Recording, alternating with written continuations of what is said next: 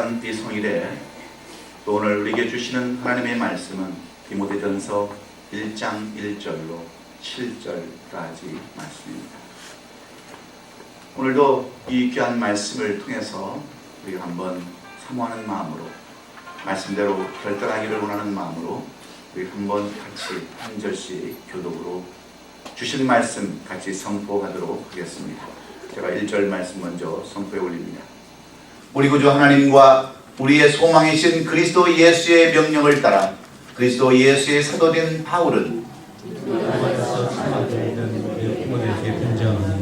하나님 아버지와 그리스도 예수 우리 주께로부터 은혜와 긍휼과 평강이 내게 있을지어다. 내가 마게도냐로 갈 때에 너를 권하여 에베소에 머물라 한 것은 어떤 사람들을 명하여 다른 교훈을 가르치지 말며 신호와 다른 조과에 몰두하지 말게 하려 함이라. 이런 것은 하나님에 있는 하나님의 경륜을 이름보다 도리어 변론을 내는 것이라. 이 교훈의 목적은 청결한 마음과 선한 양심과 거짓이 없는 믿음에서 나오는 사랑이거늘 사람들이 이에서 벗어나 헛된 말에 빠져 다 같이 율법의 선생이 되려 하나 자기가 말하는 것이나 자기가 확증하는 것도 깨닫지 못하는도다. 아멘. 할렐루야. 아멘. 이제 잔인한 계절, 우리에게 슬픔과 아픔이 있었던 그러한 4월의 계절이 이제 막을 내리고 부활의 소망 가운데 우리는 새롭게 이 5월을 맞이하는 마지막 4월 마지막 주일입니다. 오늘도 먼 곳까지 이렇게 찾아오셔서 우리 하나님께 경배하며 찬양하는 우리 모든 성도들에게 오늘도 주님이 주시는 교훈의 말씀과 깨달음의 말씀이 우리의 심령 골수를 쪼갤 수 있기를 주의 이름으로 축원합니다. 저는 오늘 우리에게 주신 이 디모데전서 1장 1절로 7절의 말씀을 가지고 신앙의 기본이라고 하는 제목으로 말씀을 나눌 때에 신앙의 가장 기본이 무엇인가, 신앙의 가장 근본적인 본질이 무엇인가를 깊이 깨달아서 우리의 삶 가운데 적용하고 이 5월을 소망 가운데 맞이하는 우리 모든 성도들 될 수 있기를 주의 이름으로 축원합니다. 우리는 지난 주일 부활주일을 맞이하여 부활의 은총이라는 제목으로 말씀을 나누었습니다. 부활신앙이란 무엇인가? 부활신앙이 우리에게 주는 교훈은 어떤 교훈인가에 대해서 말씀을 나눴습니다. 우리 조국의 슬프고 아픈 현실을 묵상하고 그래도 부활하신 예수님을 통하여 위로받기를 원했습니다. 그런데 우리의 마음을 또다시 무겁게 하는 소식들이 계속해서 우리의 마음을 아프게 하고 있습니다. 세월호의 실수요주가 기독교 복음 침례교회라는 이름을 사용하는 이단 종파인 구원파라고 하는 사실에 우리 기독교인들은 얼굴을 들 수조차 없게 되었습니다. 오래전 오대양 사건으로 큰 무리를 일으켰던 이 구원파로 인하여 기독교 전체가 비난을 받고 조롱과 경멸의 대상이 되어가고 있기 때문에 그렇습니다. 사실 믿지 않는 사람들은 이 구원파가 정통인지 이단인지 제대로 알지 못합니다. 그저 교회라고 하는 그러한 것으로 인식하기 때문에 전도의 문이 막히고 교회에 대한 부정적인 이미지만 계속해서 부각되고 있습니다. 그런데 아직도 이런 교회를 섬기고 있다는 사람들이 20만 명이 넘는다고 전해지고 있습니다. 세월호가 속한 그 선박유사의 직원들이 대부분 구원파들의 교인들이라고 언론들은 밝히고 있습니다. 그렇다면 왜 이들은 이렇게 잘못된 교회에 빠져서 신앙생활하는 것일까요? 왜 그들은 배선원이면서 그들 스스로가 신앙이라고 하면서 남의 생명을 돌보지 않냐고 자기 생명만을 지키기에 급급한 사람들이 되고 말았을까요? 결국은 사회에 엄청난 무리를 일으키고 지탄을 받으며 저는 구속되는 지경에 이르게 되었을까요? 어째서 양심에 화인 맞은 이기적 집단주의가 되고 말았는지 궁금하기만 하는데 그 이유와 원인은 과연 어디에 있겠습니까? 그것은 한마디로 사람의 기분이 되어있지 않기 때문입니다.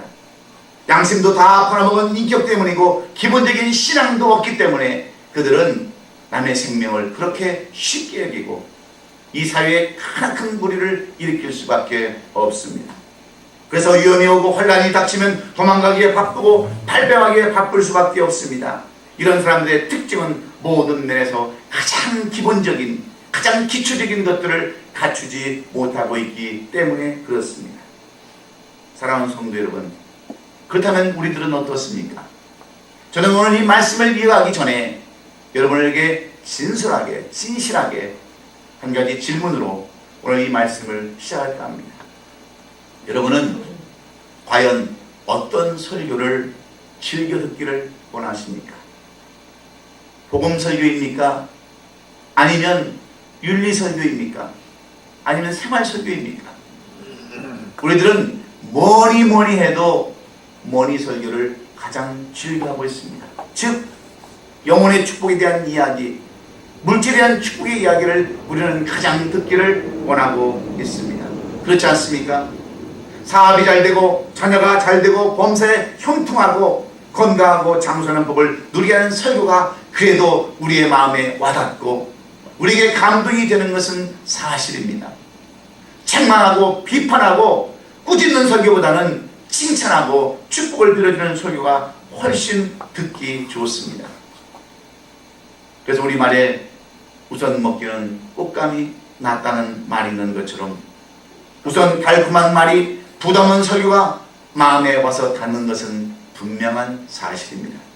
그래서 우리는 말씀을 읽어도 어떤 말씀을 많이 읽습니까? 딱딱한 말씀은 읽지 않습니다. 어떤 율례나 규례를 이야기하는 말씀은 읽지 않습니다. 신명기나 아니면은 잠언이나 전도서나 레위기서 같은 말씀은 잘 읽지 않습니다. 축복이 가득 찬 마태복음, 사복음서나 또 시편 같은 말씀을 우리는 많이 읽지 않습니까? 왜 그런지 아십니까? 우리 마음속에는 늘 이런 기복적인 그러한 신앙이 자리를 찾고 있기 때문에 그렇습니다. 잘 먹고 잘 사는 것이 우선이라는 그러한 사고방식에 우리가 빠져있기 때문에 아직도 어린아이 같은 신앙, 성장하지 못한 신앙, 한마디로 신앙의 기초와 기본이 되어 있지 않기 때문에 그렇습니다. 물론 하나님은 우리 모든 자녀들이 다 복을 받고 형통한 삶을 살기를 원하고 계십니다. 하지만 때때로 우리에게 책망과 징계와 교훈과 바르게 함을 위한 고난도 주신다는 것을 우리는 잊지 말아야 합니다. 그런데 요즘 우리들의 삶을 살펴보면 어떻습니까? 많은 사람들이 어려움을 당하고 있습니다. 불경기로 인해서 사업의 어려움도 가지고 있습니다. 가정의 어려움도 있습니다. 자녀들의 문제로 인하여 고통당하는 우리 성도들도 있습니다. 특별히 인간관계로 인해서 어려움을 겪는 사람들이 많이 있습니다. 여러분 왜 그럴까요? 우리 한번 오늘 깊이 한번 생각해 보시기 바랍니다. 왜 나는 사업을 해도 잘 안 되는 것일까? 왜 나는 그렇게 직장을 열심히 다니려도 왜 안 되는 것일까? 왜 나는 사람들과 아름다운 관계를 맺고 싶은데 왜 안 되는 것일까? 왜 우리 가정은 날마다 이렇게 힘들고 어려운 삶을 살아가는 것인가? 무엇 때문일까요? 결론적으로 얘기하면 사업은 사업다운 그런 기반이 없기 때문에 그렇습니다. 기초가 제대로 되어 있지 않기 때문에 그렇습니다. 가정은 가정의 구성원들이 가정을 향한 그런 어떤 문제와 어떤 것에 대한 기대가 없기 때문에 그렇습니다. 인간관계 왜 잘못 맺고 삽니까? 가장 인간적인 기본이 되어 있지 않기 때문에 자기의 욕심과 자기의 것만 찾기 때문에 인간관계가 아름답지 못하기 때문에 그런 것 아닙니까? 저는 이따금 그 유대인들의 살아가는 모습을 통해서 많은 것을 배웁니다. 유대인들의 장사하는 방법을 통해서 참으로 많은 것을 교훈받습니다. 여러분, 유대인들은 장사를 해도 얼마나 이 기본이 튼튼하게 장사를 하는지 모릅니다. 다운타운에 가보면요, 홈레스들이 많은 동네, 다 쓰러져가고 그 막 지저분하고 냄새나는 그런 동네 건물들을 유대인들은 삽니다. 그래서 장사를 합니다.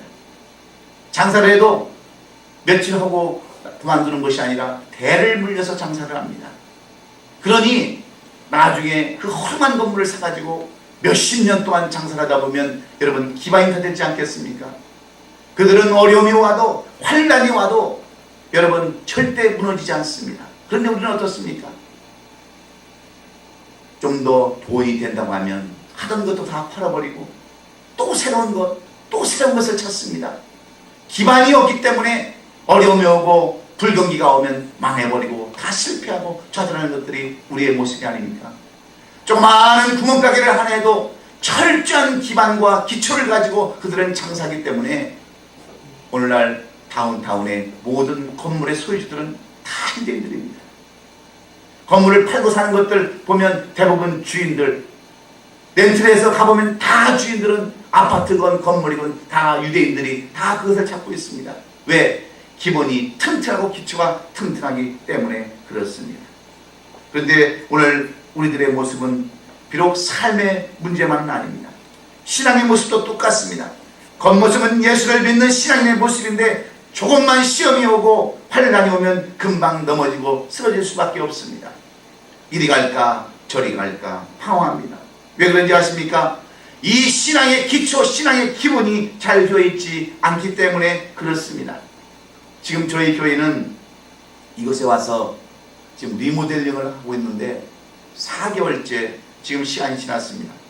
그럼에도 불구하고 아직까지 별 진전이 없어 보입니다. 맨날 그 모습이 그 모습 같아 보입니다. 여러분 왜 그런지 아십니까? 우리 이종석 장로님께서 이 교회에 나오셔서 손수 수고하고 애쓰시지만 가장 기본적인 것이 준비되어 있지 않기 때문에 그렇습니다. 설계도라고 하는 이 교회를 꾸며갈 수 있는 가장 기본적인 설계도가 아직까지 마련되지 않았기 때문에 그 설계도면 하나 그리려고 세월 다 보내고 있습니다. 시에서 요구하는 이 건물이 교회로 사용되기 위한 공사를 하려면 가장 기본적이고 기초적인 것이 있어야 되는데 그 가장 기본적인 것이 준비되어 있지 않기 때문에 그렇습니다. 그래서 예수님은 마태복음 7장 24절로 27절까지 말씀해서 이렇게 우리에게 무엇이 가장 기본이 되어야 되는가 말씀해 주고 있습니다. 그러므로 누구든지 나의 이 말을 듣고 행하는 자는 그 집을 반석에 지은 지혜로운 사람 같으리니 비가 내리고 창수가 나고 바람이 불어 그 집에 부딪히되 무너지지 아니하니 이는 주추를 반석 위에 놓은 까닭이요 나의 이 말을 듣고 행하지 않는 자는 그 집을 모래 위에 지은 어리석은 사람 같으리니 비가 내리고 창수가 나고 바람이 불어 그 집에 부딪힘에 무너져 그 무너짐이 심하니라. 여러분 무슨 말씀입니까? 세상의 일이나 신앙도 기초가 튼튼해야 한다고 하는 이 말씀을 통해서 오늘 우리는 모든 일에 있어서 이 말씀을 통하여 기초를 새롭게 하고 기본을 새롭게 하는 귀한 예배가 될 수 있기를 예수님의 이름으로 축원합니다.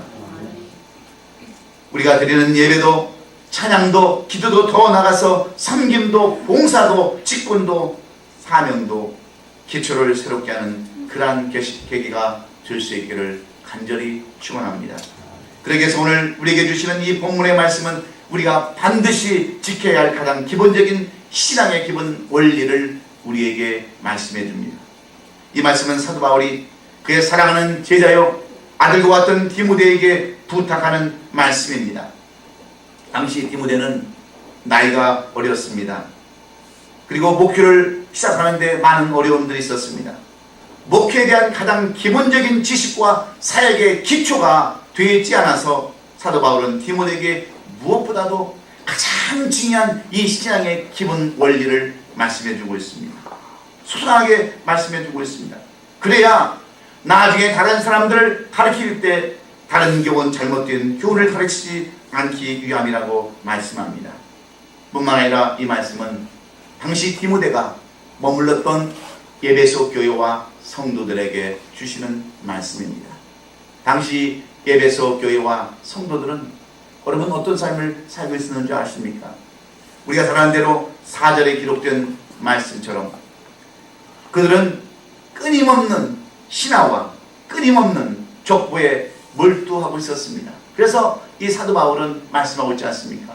신화와 끝없는 족보에 몰두하지 말게 하려 함이라. 이런 것은 믿음 안에 있는 하나님의 경륜을 이룬보다 도리어 변론을 내는 것이라고 이렇게 권면의 말씀을 주고 있습니다. 신화는 무엇입니까?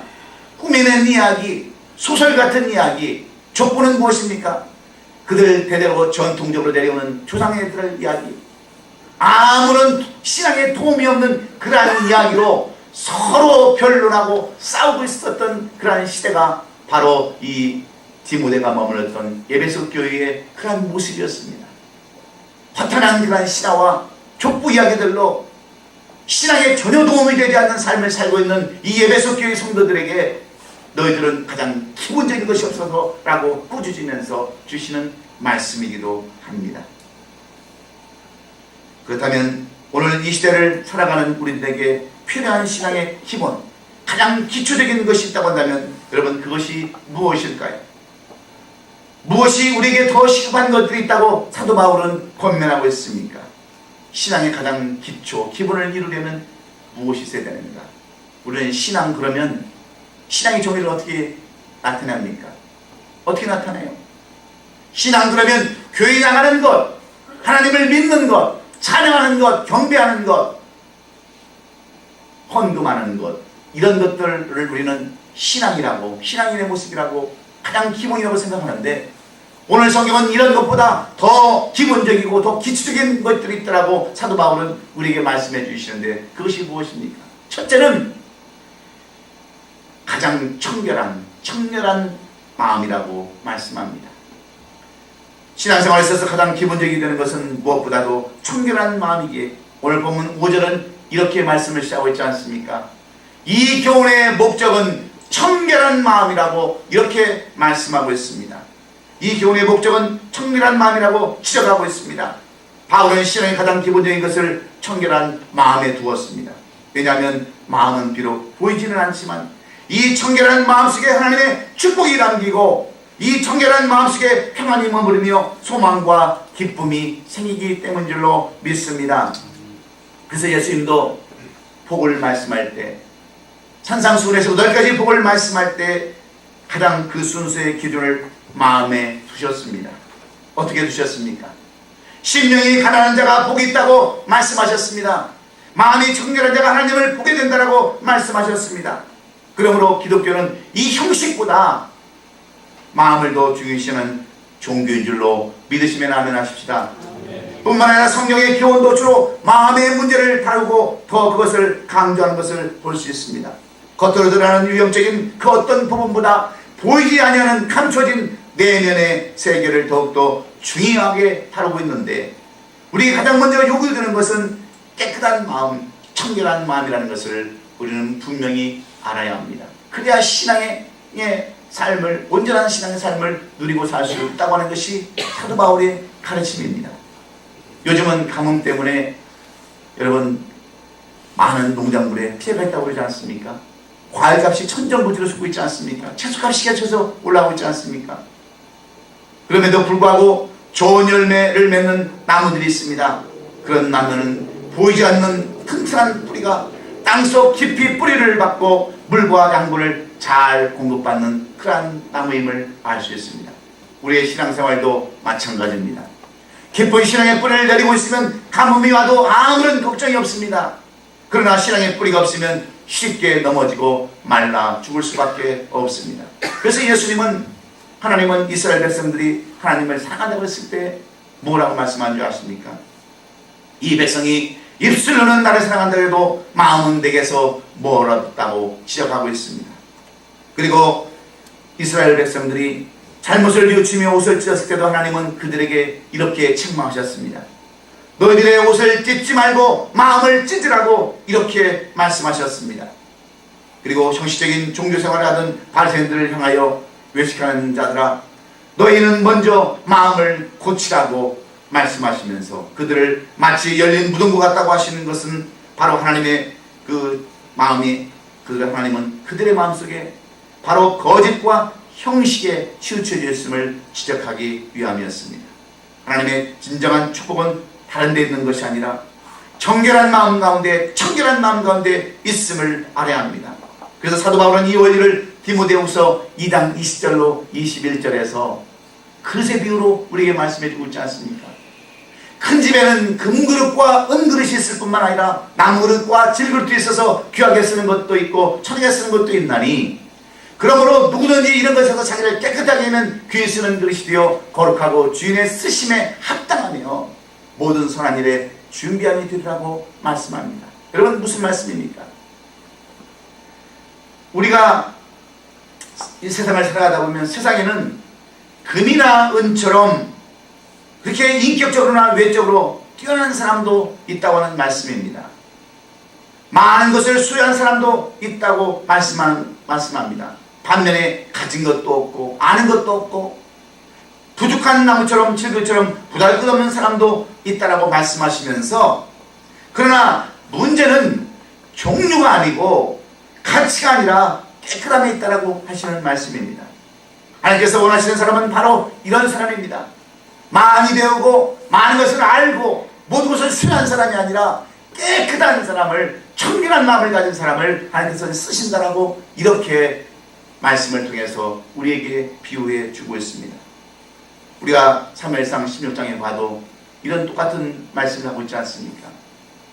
하나님께서는 이스라엘 백성들이 우리에게도 왕을 달라고 막 그렇게 사무엘 선지자에게 요구했을 때 사무엘 선지자는 한 사람을 택하여서 하나님의 응답을 받고 왕으로 세웠습니다. 그 사람이 바로 사울이었어요.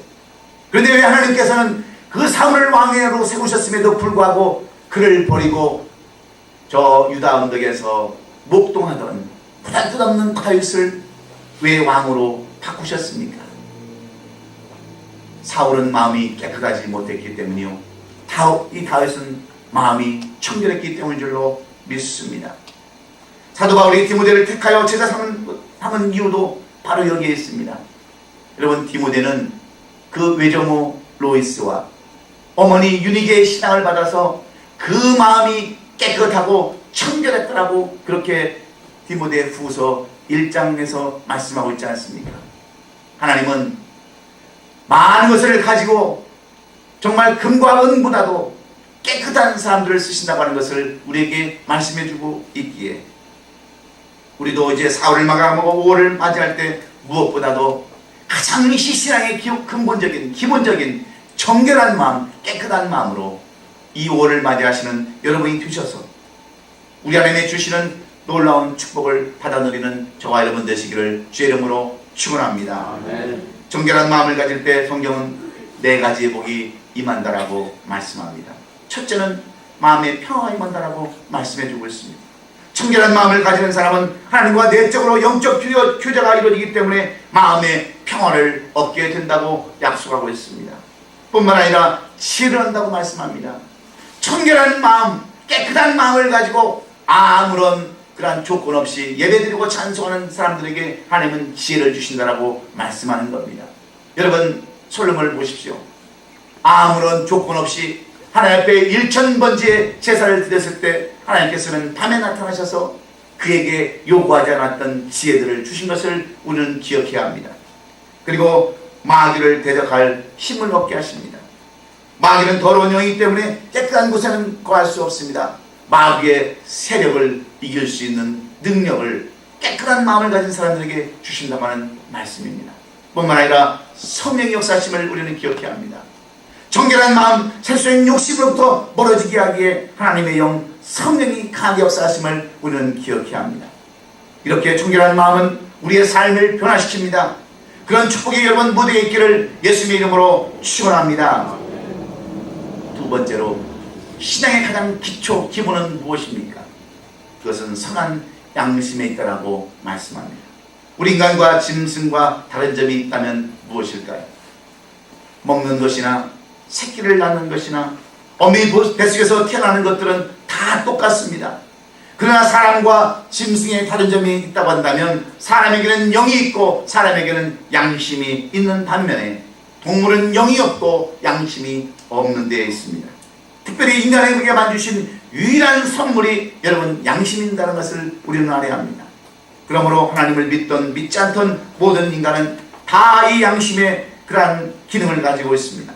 이 양심은 인간으로서 잘잘못을 깨닫게 하고 무엇이 옳고 그른가를 알게 해주는 것이 양심의 그러한 것입니다. 그래서 로마서 5장 15절에 보면 이렇게 이야기합니다. 율법이 없는 사람, 즉 하나님을 믿지 않는 사람에게는 양심이 증거가 되어서 선을 가르쳐 준다라고 말씀하고 있습니다. 그런데 양심 없이 살아가는 사람들이 얼마나 많이 있습니까? 이것은 양심이 없어서가 아니라 양심의 화인을 맞았기 때문이라고 디모전서 4장 2절은 우리에게 분명하게 말씀하고 있습니다. 이번에 진도 앞바다에서 일어난 세월호의 침몰 사건도 마찬가지 아닙니까? 양심의 화인을 맞고 사는 사람들 때문에 온 국민이 슬픔에 빠져 있습니다. 편법과 타협과 그 다음에 비리를 삼아 사는 사람들이 무고한 사람들을 희생시키는 이러한 일들이 바로 양심에 화인 맞은 사람들의 소행입니다. 뿐만 아니라 약해진 양심도 있다라고 고린도후서 8장은 우리에게 교훈합니다. 양심이 신앙이 약해질 때 우리의 양심도 약해지고 양심이 약해질 때 믿음의 터가 흔들게 된다라고 사도 바울은 강조하고 있습니다. 여러분, 신앙의 기본이 무엇인지 아세요? 바로 우리에게 가져야 할 선한 양심인 줄로 믿습니다. 제가 오래전에 중앙일보 독자 투구란을 읽으면서 감동받은 그런 일이 있어서 제가 그것을 스크럽에 해놓고 제 그 바인더에다가 철을 해놓은 적이 있습니다. 어떤 분이 1970년대 말에 이 미국으로 이민을 오게 되었다고 했습니다. 그 당시 먹고 살고 힘들고 살기 힘든 조국을 이렇게 뒤에 놓고 이민을 올 때 뭘 타고 왔겠습니까? 비행기를 타고 오는데 비행기 안에서 무엇을 주냐면 담요를 한 잔씩 주는 거예요. 근데 그 담요를 보니까 그 당시 먹고 살고 힘들 때 어려울 때 그 담요가 얼마나 탐이 나는지 모릅니다. 조그마하면서도 탐나고 비싸 보이는 그 담요를 이분이 몰래 가지고 나왔습니다. 그리고 세월이 지났습니다. 이분이 예수 그리스도를 믿고 정말 그리스도인은 가장 기본적인 신앙의 기본은 선한 양심이라는 것을 깨달았습니다. 그리고 이분이 장로가 되었을 때 그 양심에 못 이길 수밖에 없었어요. 양심의 가책이 되어서 견딜 수가 없었습니다. 그래서 이분이 편지를 썼습니다. 대한항공에다 편지를 쓰고 이렇게 썼습니다. 저는 믿음이 없고 신앙생활하기 전에 양심의 화인을 맞아서 비행기 안에서 담요를 훔쳐왔습니다. 그런데 양심이 너무나도 가책이 되어서 이것을 돌려드리고 삭개오가 고백했던 것처럼 내가 남의 것을 취했으면 4배로 갚겠다고 하는 마음으로 제가 만불과 그다음 지금까지 배상 책임으로 만불을 드리겠습니다 하고 편지를 보냈다는 거예요. 이것이 중앙일보에 그대로 이렇게 내려가 있더라고요. 그분이 워싱턴에서 어느 교회를 섬기는 장로님의 그러한 글이었습니다. 여러분, 선한 양심은 무엇입니까? 잘못된 것을 양심대로 깨달아서 돌이키는 것이 선한 양심입니다. 여러분, 이런 사람에게 어찌 하나님께서 여러분 축복을 내려주지 않겠습니까? 어찌 이런 분에게 여러분 하나님께서 풍성함을 허락해 주지 않으시겠습니까? 오늘 하나님을 찾아가는 영혼의 길은 바로 선한 양심을 따라 믿음으로 나가는 길임을 여러분 기억하시고, 어려워도 손해를 봐도 억울해도 선한 양심으로 살려고 애쓰시는 여러분이 다 되셔서 이 5월은 풍성한 소망과 기쁨이 되시고 4월을 아름답게 마무리 짓는 우리 성도들이 되시기를 예수님의 이름으로 축원합니다. 아멘. 마지막으로 신앙이 무엇인가? 신앙의 가장 기본이 되는 것이 무엇인가? 그것은 거짓없는 믿음이라고 말씀하고 있습니다. 사도 바울은 디모데에게 거짓없는 믿음 위에 우리의 신앙의 기초를 세워야 한다고 가르치고 있습니다. 믿음에 거짓이 없어야 한다는 그러한 말씀과 똑같습니다. 왜냐하면 믿음에도 거짓된 믿음이 있기 때문에 그렇습니다. 믿음의 근거는 진실성이 있는데 진실이 없는 믿음은 거짓된 믿음입니다. 그래서 다윗은 범죄한 후에 이렇게 고백하지 않습니까? 시편 119편 29절에서 거짓 행위를 내게서 떠나게 하시고 주의 법을 내게 은혜로이 베푸소서. 다윗은 하나님이 가장 싫어하는 것이 무엇인가를 알았습니다.